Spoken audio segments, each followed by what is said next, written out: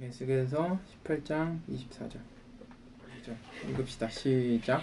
그러나 의인이 자신의 의를 버리고 돌아서서 죄를 범하고 악인이 저지르는 모든 역겨운 일을 똑같이 하면 그가 살 수가 있겠느냐. 그가 지킨 모든 일은 전혀 기억되지 않을 것이다. 그는 자신의 불성실과 자신이 지은 죄 때문에 죽을 것이다. 에스겔의 말씀대로 이렇게 돼. 처음에 의롭게 행하던 왕들이 있어. 요아스, 아마샤, 우시야, 이 세 명씩 이제 끊어서 이제 얘기해줄게. 신앙을 가지다가 타락한 왕들의 마지막을 보여줘. 신앙을 가지고 있다가 처음에는 좋게 시작을 했다가 나중에는 변질되는 사람들. 요아스, 아마샤, 우시야가 그래. 그 다음에 등장하는 왕이 요담, 아하스, 히스기야인데 얘네들은 그 이전의 왕들이 걸었던 길과는 조금 다른 길을 보여줘. 요담은 순종과 축복의 모델이야. 순종하고 축복을 받아. 몇 안 되는 왕이야. 짧게 나오지만. 그리고 아하스는 사악한 왕으로 나와. 아하스는 사악하지만 히스기야는 또 성전 척결도 하고 유월절을 확립한 왕으로 나타나. 그런데 나중에 또 변질하지. 그리고 나서 등장하는 므낫세. 므낫세는 열왕기에서 되게 악한 왕으로 그려지거든. 므낫세는. 근데 민선이가 얘기한 것처럼 여기에서는 바벨론에 사로잡혀 갔다가 돌아와서 개혁을 해. 회개하고 하나님의 은혜를 입어서 뭔가 괜찮은 왕으로 남아. 므낫세는. 그리고 요시아는 히스기야하고 요시아 이 두 사람이 여기 역대기에서 4명의 유다의 왕을 뽑으라 그러면은 다윗, 솔로몬, 히스기야, 요시아야. 왜냐면 얘네들은 성전 척결을 다시 하고, 물론 히스기야는 다시 그렇게 되긴 했지만 성전 척결을 다시 하고 다시 하나님을 찾는 길을 만든 사람들이어서 다시 성전 예배하고 이런 것들을 강요한 사람을 종교개혁을 한 사람들이라서 이 사람들 4명이 굉장히 중요한 왕이야. 그렇게 이렇게 만들어. 그러고 나서 이제 여호아스, 여호야긴, 시드기야 이야기가 나와. 그리고 얘네들은 다 여호와 하나님 앞에서 악을 행해서 포로로 잡혀간 왕들의 이야기야. 그리고 시드기야의 경우에는 36장에 이제 제일 마지막에 나오는데 유다 멸망의 원인이 시드기야한테 있다고 이제 얘기를 해. 그리고 돌아오지 않고 겸비하지 않고 결국 그 길을 쭉 따라가서 종래에는 유다가 마지막을 맞는 왕, 바벨론으로 끌려서 눈이 뽑혀가지고 끌려가는 왕으로 이제 나타나. 이게 이야기의 전부다. 자, 그러면 오늘 우리가 이 말씀을 가지고서 어떤 이야기를 나눌까? 이게 어디 갔어? 어떤 얘기를 나눌까? 이건데, 봐봐. 이 왕들이, 어떤 왕들은 므낫세처럼 악하게 살다가 회개하고서 바벨론을 포로로 갔다가 악하게 살다가 회개하고서 다시 하나님의 일을 걸어가는 사람이 있고, 앞부분에 열심히 잘 살다가 뒷부분에 하나님을 외면하는 사람도 있고, 이런 왕들의 이야기들이 사실은 다 우리들의 이야기야. 우리들이 신앙을 가지고 있는 사람들의 이야기야. 신앙을 가지고서 어떻게 살아야 하는가에 관한 이야기야. 굉장히 여러 왕들이 있지. 그리고 굉장히 여러 삶들이 있고, 그리고 그 삶 속에서 하나님을 만난다고 하는 것들에 대해서 우리가 조금 깊이 있게 생각하고 들여다봐야 돼. 봐봐. 영적인 삶을 살고 싶어. 다 영적인 삶이라는 건 결국은 하나님의 영인 성령이 인도하는 삶이야. 어떻게 하면 이 성령을 만나고 성령의 음성을 듣고 성령의 인도를 받을까? 어떤 왕들은 성령의 인도를 받아 끝까지 받은 왕들이 있고, 성령의 인도를 받다가 성령을 떠나서 사는 사람들이 있고, 성령을 떠나서 살다가 성령의 인도함을 받는 사람들이 있어. 중요한 건 당연히 지금 여기가 가장 중요하지. 어떻게 하면 이 성령을 만나고 이 성령의 인도함을 받을까? 이 성령의 인도함을 받는 것 자체가 쉬운 일이 아니야. 왕들에게도 쉬운 일이 아니고 우리들에게도 쉬운 일이 아니야. 왜냐하면 세상 가운데서 살고 있는 우리는 세상의 온갖 일에 신경을 쏟을 수밖에 없어. 우리들의 주목을 끄는 너무 많은 일들이 있어. 뉴스, 정치, 연애, 내 주변의 사람들 직장 뉴스 틀어봐. 아, 속초 산불 막 와. 기도해야지. 우리들의 주목을 빼앗아가는 일들이 너무 많이 있어. 그래서 필요한 게 있어. 하나님 성령님의 인도를 받기 위해서 꼭 필요한 게 있어. 그거는 공간이야. 우리 마음의 공간, 내 육신의 공간, 이 공간이 필요해. 성령을 느끼고 경험할 수 있는 공간, 성령의 음성을 듣고 반응할 수 있는 공간이 필요해. 그리고 이 공간을 만드는 건 우리가 공간하면은 그냥 어떤 자리를 만드는 거 이것만 생각하는데 이건 시간하고 관련이 있어. 시간은 절대적이지 않고 상대적이잖아. 이 공간에 성령님을 만난 이 공간을 만드는 건 시간을 만드는 일이기도 해. 하나님을 만나는 성령님의 인도함을 받을 수 있는 여유, 시간. 왜냐면 우리의 시간은 늘 바쁘거든. 몸은 늘 분주하도록 시간을 채워. 그 안에 어떤 시간이 비는 것들에 대한 두려움들이 있어. 몸이 분주하지 않으면 그래서 생각이라도 분주해.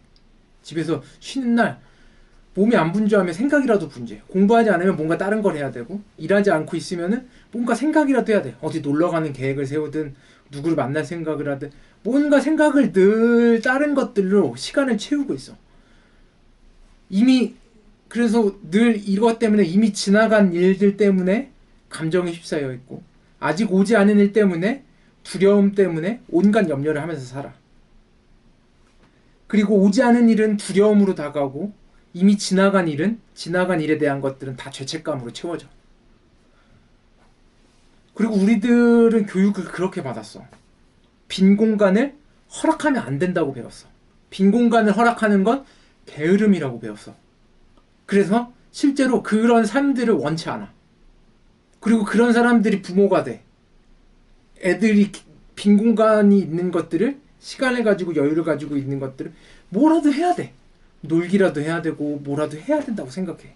잠자는 시간 말고는.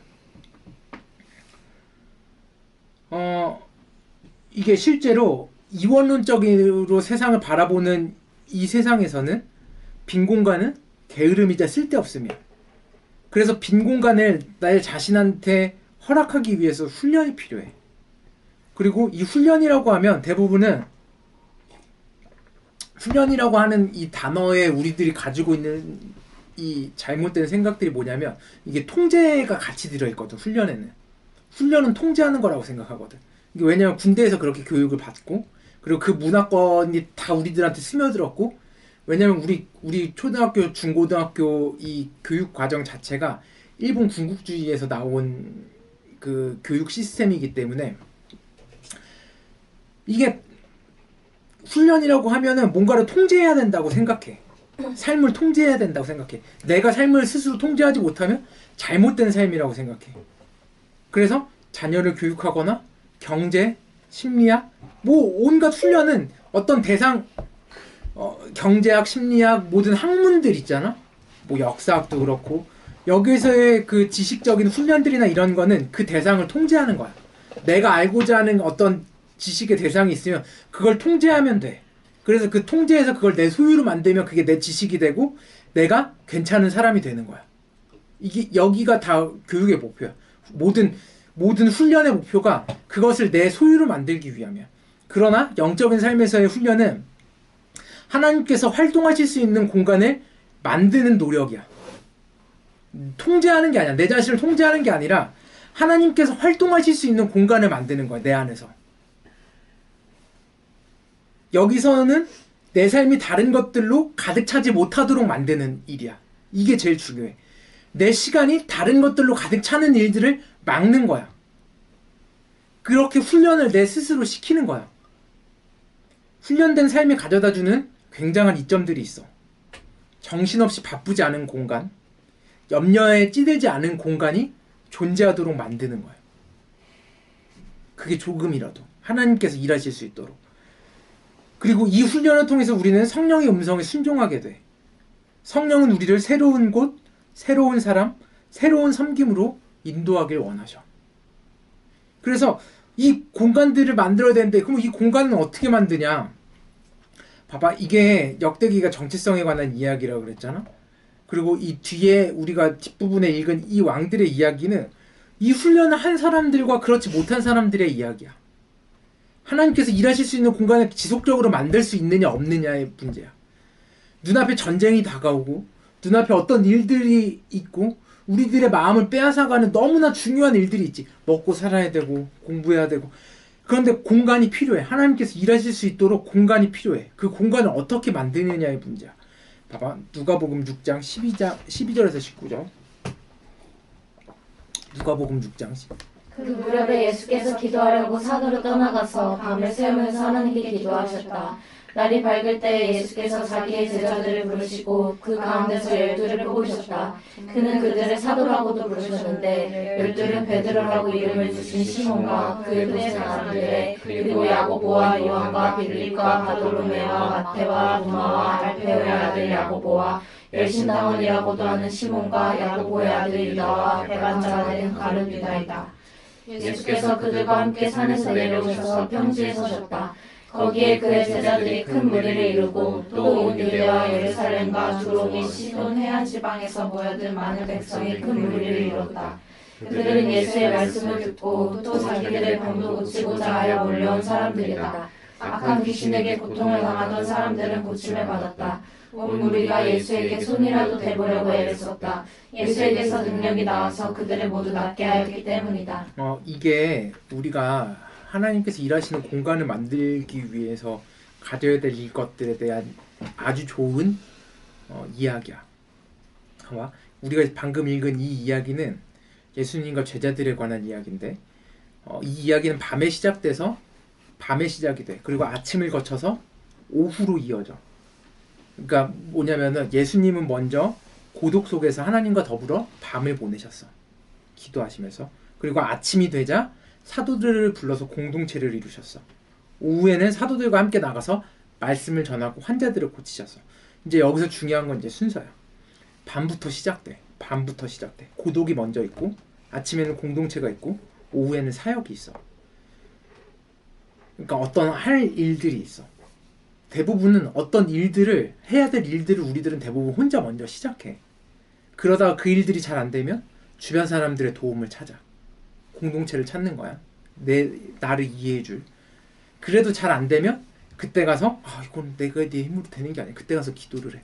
이게 순서가 우리는 반대로 해. 예수님께서 우리들에게 가르쳐 주시는 순서는 반대야. 고독 속에서 먼저 하나님을 찾는 게 먼저야. 하나님께서 일하실 수 있는 공간을 만들어 드리는 게 먼저야.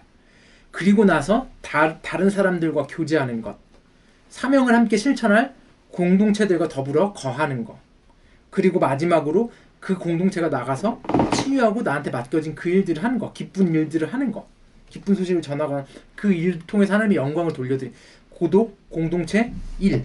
이게 이 순서대로 가야 되는데 우리는 그 반대로 해드려. 그래서 이 세 가지를 같이 훈련을 해야 되는데 이걸 통해서 하나님께서 거하실 공간을 마련해 드릴 수 있어. 봐봐. 오늘 고독에 대한 것만 이야기를 할 건데 이게 고독이라고 하는 건 단순하게 우리가 고독 이 얘기를 들으면 그냥 외로움, 혼자 있는 거, 너무 쓸쓸해 이런 느낌들이 되게 많이 있거든. 고독이란 어떤 거냐면 성경에서 말하는 고독이란 하나님과 단둘이 있는 거야. 하나님과 단둘이 있는 거. 하나님과 단둘이 있는 그 공간이 내 삶 속에 그러한 공간이 존재하고 있는가? 하나님과 단둘이 있는 시간들이 나한테 있는가? 매일의 삶에서. 모든 인간의 마음에는, 너희들 마음에는 하나님과 깊이 교제하고 싶은 마음이 있어. 누구나 다. 하나님을 믿든 안 믿든. 그리고 이 마음은 굉장히 여러 가지 모양으로 나타나. 누군가의 품에 안기고 싶은 마음, 누군가랑 친해지고 싶은 마음, 친밀한 우정과 동지를 찾는 마음, 내 말을 들어주고 이해해주기를 바라는 마음, 몸과 마음과 생각의 연합을 동경하는 마음. 이게 다 하나님과 깊이 교제하고 싶어하는 우리들의 마음의 반영이야. 그래서 모든 인간은 하나님과 교제하기를 갈망해. 그런데 그 교제의 대상이 하나님인 걸 모를 뿐이야. 다른 사람. 이 갈망은 하나님과 교제하기 갈망하는 거 우리에게서 그렇게 멀리 있잖아. 우리 마음속 깊은 곳에 있고 우리 마음에서 그렇게 멀지 않은 곳에 있어. 그리고 앞서 말한 것들이 채워질 때 이런 것들이 채워지잖아. 그러면은 그게 하나님으로 채워지는 게 아니더라도 어느 정도 어떤 친해지고 싶은 마음이 있어서 친해지고, 누군가의 품에 안기고 싶은데 누군가 나를 안아주고, 누군가 내가 이해받고 싶은데 누군가 나를 이해해주는 느낌이 들면, 이런 것들이 채워지면 기쁨과 평안을 경험해. 우리가 마음이 되게 편안하다. 반대로 이게 채워지지 않을 때 아픔과 내적 고뇌를 경험해. 나는 왜 그러지? 우리들 대부분은 소속감, 소통, 편안한 마음, 사랑받고 있음, 안전을 원해. 누구나 다. 관계의 안전성을 원해. 그리고 여기에서 중요한 건 이 지금 얘기한 소속감, 소통, 편안한 마음, 사랑받고 있음을 느끼는 거, 안전, 이 관계에서의 안전, 이건 어떤 것도 혼자서 채울 수 있는 것들이 아니야. 그래서 늘 사람으로 채우려고 해. 그러니까 늘 한계가 있어. 왜냐면 사람들하고의 관계에서 늘 내 자신의 모습을 바꿔야 되거든. 너희들 안에 굉장히 여러 가지 모습이 있는 것 같지? 이 사람 만날 때의 모습과 이 사람 만날 때의 모습과 이 사람 가족을 만날 때의 모습과 일할 때의 모습이 같아? 같으면 미친년 되는 거야. 미친년 되는 거야. 그리고 여기서 일할 때랑 친구들이 만날 때 내 모습이 같다고 아니. 그리고 여기에서 또 내가 사랑하는 사람이 보는 내 이게 같다고 아니. 그래서 늘 내 자신의 모습을 바꿔야 돼. 이게 한계야. 사람과의 관계에서 드러나는 건 늘 내 전부가 아니라 내 일부야. 그래서 우리들의 마음, 인간들의 마음은 온전하게 채울 수 있는 건 하나님만으로만 채워질 수 있어. 왜냐하면 내 있는 모습 그대로 나갈 수 있는 유일한 분이거든. 유일한 대상이거든. 믿음, 소망, 사랑, 하나님과의 깊은 교제를 갈망하는 것으로부터 우리 믿음의 가장 중요한, 신앙생활의 가장 중요한 믿음, 소망, 사랑이 하나님과의 깊은 교제를 갈망하는 그 마음에서부터 시작돼. 불신, 절망, 두려움, 이게 왜 나오냐면 이 갈망, 하나님과 깊이 교제하고 싶은 이 갈망이 채워지지 않을 때 불신과 절망과 두려움이 나타나. 예수님을 믿는다는 건, 그래서 예수님을 믿는다는 건 하나님과 소통하고 있는, 예수님께서 하나님과 소통하고 있고 교제하고 있는다는 걸 믿는 거야. 이거 헷갈리니? 삼위일체를 설명해 주려고 하는 건데 헷갈릴 수 있어. 여기서부터 좀 잘 들어. 잘 듣고 잘 모르겠으면 다시 들어. 우리가 예수님을 믿는다고 하는 건 하나님과 예수님이 맺으셨던 그 교제, 그 관계를 믿는다는 얘기야.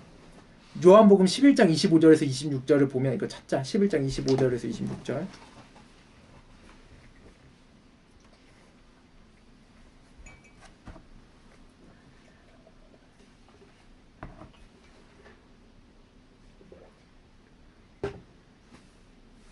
(21절이요) 11장 25절에서 26절. 우리 읽읍시다. 한 목소리로 시작. 예수께서 마르다에게 말씀하셨다. 나는 부활이요 생명이니 나를 믿는 사람은 죽어도 살고 살아서 나를 믿는 사람은 영원히 죽지 아니할 것이다. 내가 이것을 믿느냐? 예수님이 물으셔. 네가 나를 믿니? 이 말씀은 이 의미야. 너는 내가 하나님과 충분한 교제를 나누고 있음을 믿니? 내가 아버지께 받은 모든 말씀을 너에게 전하고 있음을 믿니? 아버지께서 모든 일을 나를 통해서 하시고 계심을 믿니? 아버지께서 나를 보내셨음을 믿니? 그러니까 예수님을 보는 게 그래서 곧 아버지를 보는 거고 하나님을 보는 거고, 예수님을 만지는 게 곧 하나님을 만지는 거야. 이해돼? 예수님은 하나님과 나누고 계신 그 친밀한 교제에 우리가 참여하길 원해. 그 예수님이 하나님과 나누고 있는 그 친밀한 그 교제, 그 관계에 우리가 끼기를 원해. 끼워주길 원해. 깍두기처럼. 중보자가 되셔. 그래서 이걸 연결해주는 게 성령님이야. 성령 안에서 우리는 예수님이 아버지와 나누시는 사랑의 교제에 온전하게 동참해.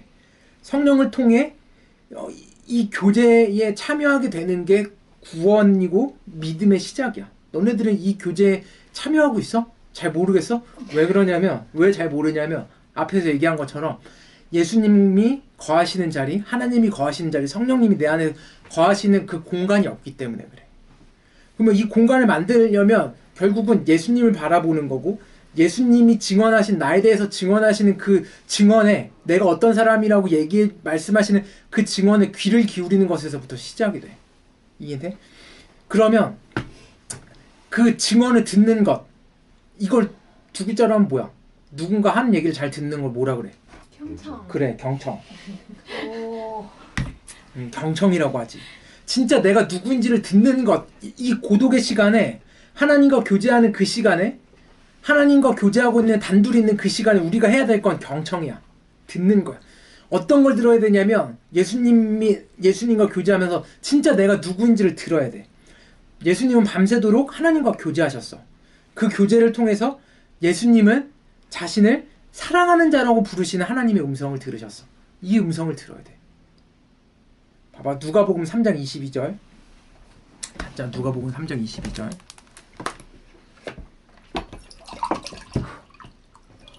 성령이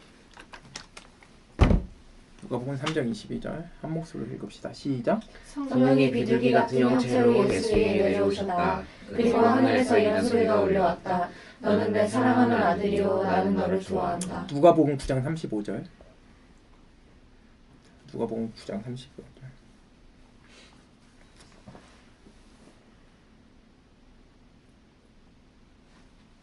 누가복음 9장 35절 읽읍시다. 시작. 그리고 무릎 속에서 소리가 났다. 이는 내 아들이요 내가 택한 자다. 너희는 그의 말을 들어라.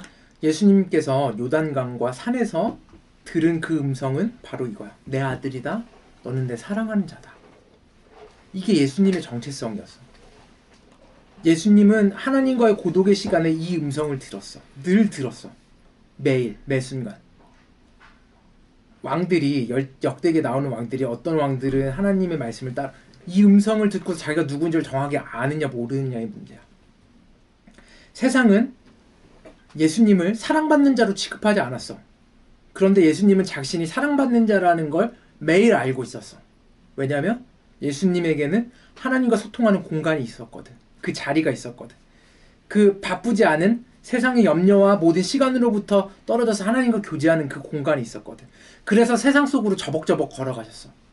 십자가 지는 게 인간이셨다니까. 십자가 지는 게 쉬운 일이 아니잖아. 알면서 그냥 저벅저벅 걸어가셨어.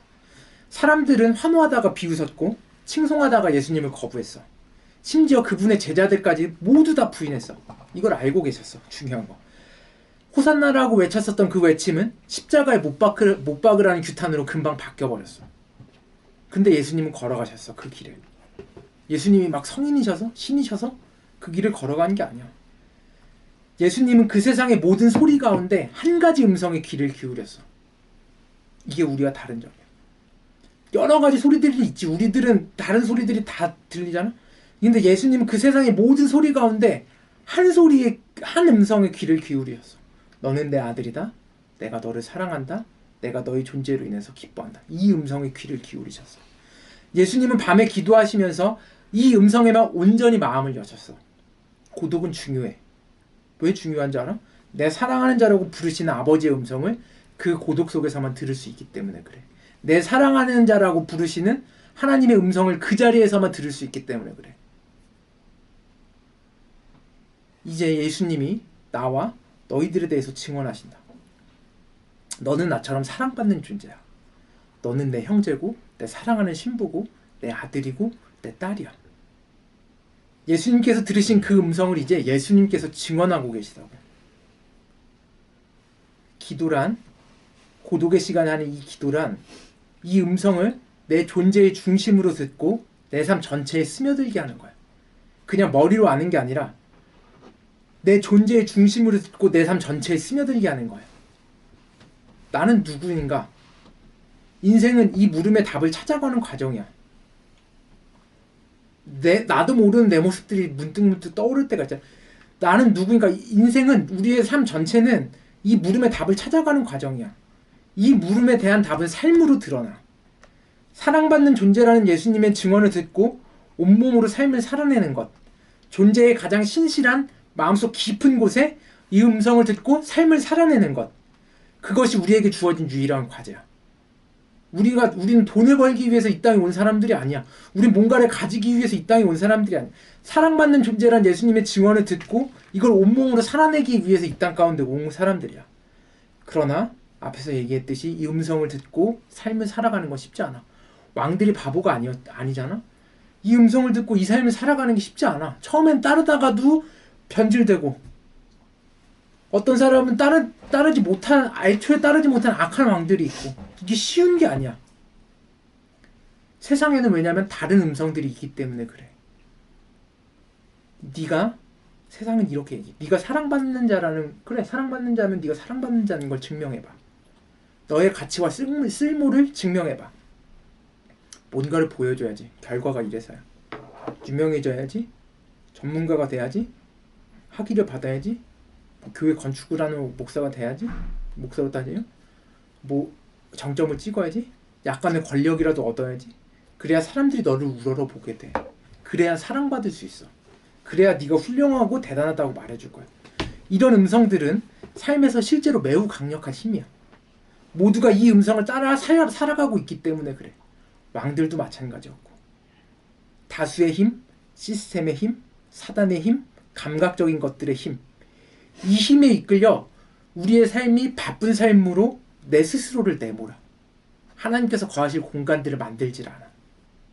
그래서 내가 누구인지를 증명해 보이려 끊임없이 모든 노력들을 다 쏟아부어. 사람들한테, 세상에, 내가 관계 맺고 있는 사람들한테 나를 그렇게 보이도록 내 자신을 끊임없이 보여줘야 되거든. 뭔가를 증명해야 되거든, 결과로. 이게 세속적인 삶이야. 세속적인 삶이란 다른 게 아니야. 그저 주변의 반응에 좌우되는 삶이야. 그저 하나님 음성 말고 다른 음성에 좌우되는 삶이야. 다른 음성, 다른 이야기, 다른 소리에 좌우되는 삶이야. 이게 세속적인 삶이야. 심지어 우리는 바쁘게 사는 삶을 나를 이루어가는 과정이라고 소명의 표출이라고 생각하면서 살아. 그러나 예수님은 나 자신의 가치를 입증하려는 우리의 모든 시도가 다 유혹인 걸 아셔. 예수님에게도 이 음성이 들려왔어. 마태복음 4장 1절에서 11절인데 아니야 이건 얘기해줄게. 예수님이 금식하시고 나서 사단이 나타나서 이렇게 얘기해. 네가 사랑받는 자, 예수님한테 얘기해. 네가 사랑받는 자임을 증명해봐. 뭔가 보여줘야지. 이 돌을 빵이 되게 해. 유명해져야지. 성전에서 뛰어내려. 그러면 네 명성이 잦아질 거야. 권력을 잡아야지. 그러면 진짜 영향력이 생길 거야. 나한테 절하면 돼. 네가 전하려는 하나님 나라도 더 많은 사람에게 전파될 거야. 너한테 필요한 건 영향력이지. 나한테 절하면 그 영향력을 줄게. 그래서 네가 세상에 온 거 아니야? 내가 시킨 대로 해봐. 다 줄게.